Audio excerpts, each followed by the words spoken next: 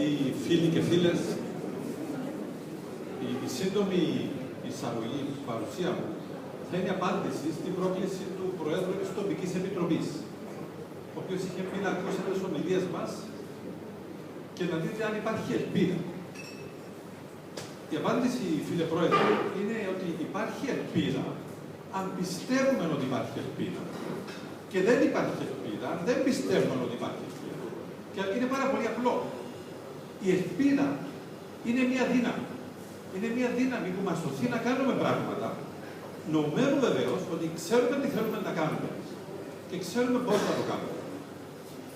Έχω αποδεχτεί με μεγάλη χαρά και με μεγάλη τιμή την πρόσκληση του Προέδρου του κόμματος για να είμαι στο ψηφοδέλτιο. Όπως έχει αναφέρει ο Πρόεδρος, προέρχομαι από την πανεπιστημιακή κοινότητα. Με έχετε γνωρίσει να διδάσκω τα παιδιά σας, τα χρόνια σας, ίσως μερικούς από εσάς. Αλλά πάντα έλεγα πράγματα που πιστεύω ότι χρειαζόταν η χώρα μας. Έτσι, όταν ο Πρόεδρος μου είπε αυτά που λες και με προκάλεσε από την ασφάλεια του γραφείου σου, έλα να τα πεις και στην ενεργό πολιτική, δεν μπορούσα να πω όχι. Ιδιαίτερα όμως δεν μπορούσα να αφήσω να αγνοήσω κάτι που μου είχε πει μια φοιτήτρια σε μια από τις συναντήσεις. Μου λέει: εμείς κληρονομούμε μια διχοτομημένη, διεφθαρμένη και πατισμένη πατρίδα. Έχουμε την υποχρέωση ο καθένας από εμάς να προσφέρει όπως μπορεί για να αλλάξουμε την κατάσταση της χώρας μας. Για να κάνουμε μια χώρα που τα παιδιά μας να είναι υπερήφανοι.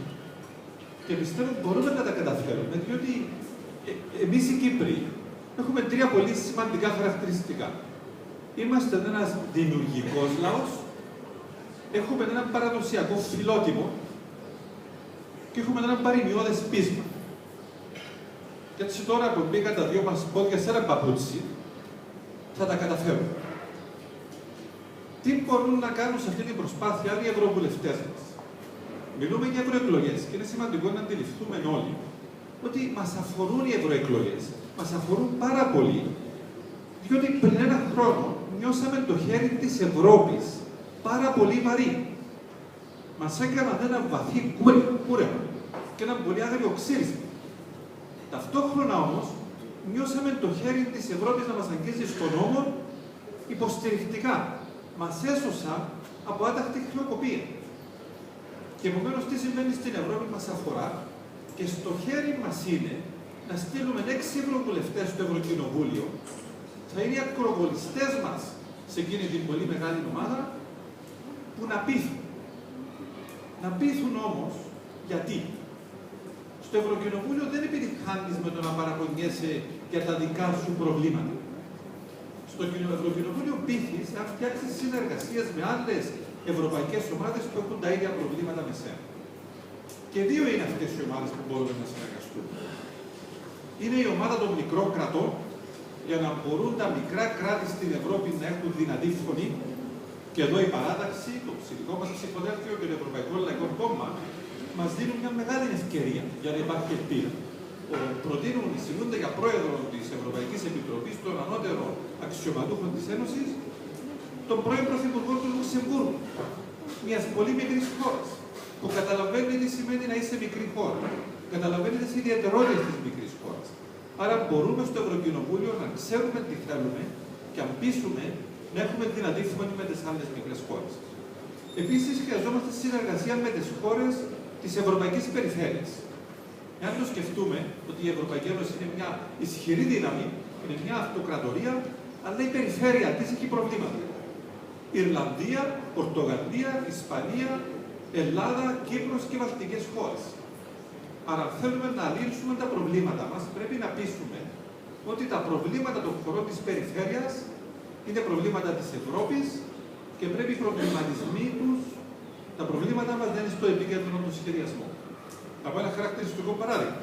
Συζητούν στο Ευρωκοινοβούλιο για τον ορισμό των ορεινών περιοχών και να δίνεται ιδιαίτερη χρηματοδότηση. Και άρχισαν ορεινές περιοχές να είναι τα πολύ ψηλά βουνά, μετά άρχισαν αυτοί που έχουν κάποια κλίση και κατάληξαν να είναι τέτοιες οι προδιαγραφές.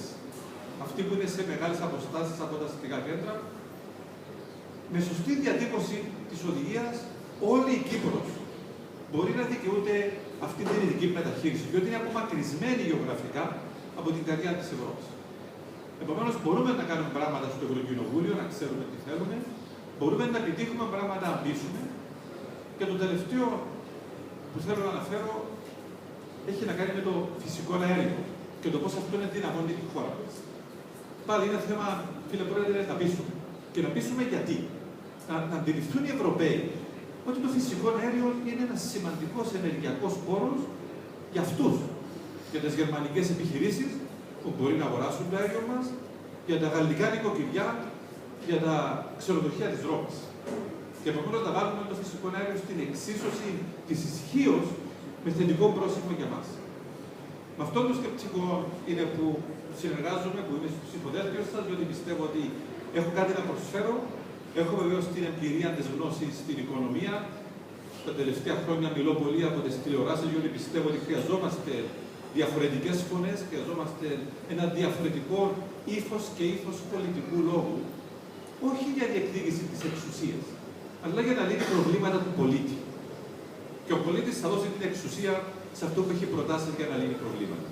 Έχω εμπειρία από την Ευρώπη. Νομίζω ότι δικαιούμαι να αναφέρω από την ψήφο σας ότι εδώ και 7 χρόνια είμαι πρόεδρος των Βρυτάνιων των Πανεπιστημίων των Ευρωπαϊκών Πρωτεύουσων. Είναι 46 πανεπιστήμια από 32 χώρες, 1,7 εκατομμύρια φοιτητές.